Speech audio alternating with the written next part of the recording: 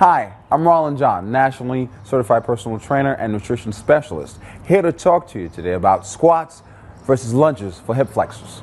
Let's begin with hip flexors. You're probably wondering, what are your hip flexors? Your hip flexor muscles are the group of muscles that allow you to lift the knee up to the chest, like this.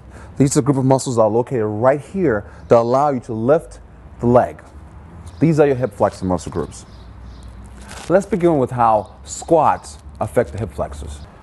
I'm going to demonstrate a basic squat with both legs down. The one thing you want to remember when you do squats, a lot of people think squats is an up and down movement. It's actually a back and forth movement. And that's where the hip flexors come into play. First thing, put both hands on the hip flexors. You're going to drive the hips back like this. It's a back and forth motion. As you can see, my hips are going back. The hip flexors are being contracted and being extended. It's a back and forth motion, keeping a neutral spine. You don't want to bend over, compressing the spine or flexing the spine. You want to make sure that your hands are up here to keep your body erect. And as you squat down, the hips go back, and then you stand up. Now I'm going to demonstrate a lunge for the hip flexors.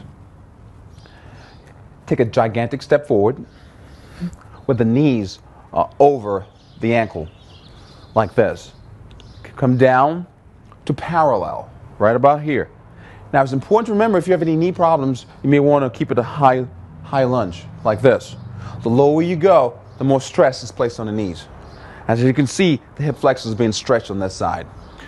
You push back, up to stand, step forward, down, hip flexor contracts and extends. You'll see that as I go down, this hip flexor is being stretched, and as opposed to this hip flexor is being contracted. That way, it exposes any imbalances in the body. So your hip flexors in the lunge are specifically targeted. And that's the difference between doing squats versus lunges for hip flexors. It all depends on what you're trying to target. I suggest a combination of the two.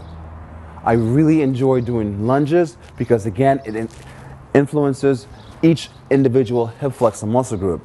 They can be stretched, they can be contracted, muscles can be contracted, and that way you can see where you have any imbalances. Versus squats, when you squat down and up, if you have some sort of imbalance, it's very difficult to see it, because when you do a squat, one side will compensate for the other. So there you have it. That's squats versus lunges for hip flexors. I'm going to do a few more squats. I'll see you soon. My name is Roland John, and I'll see you soon.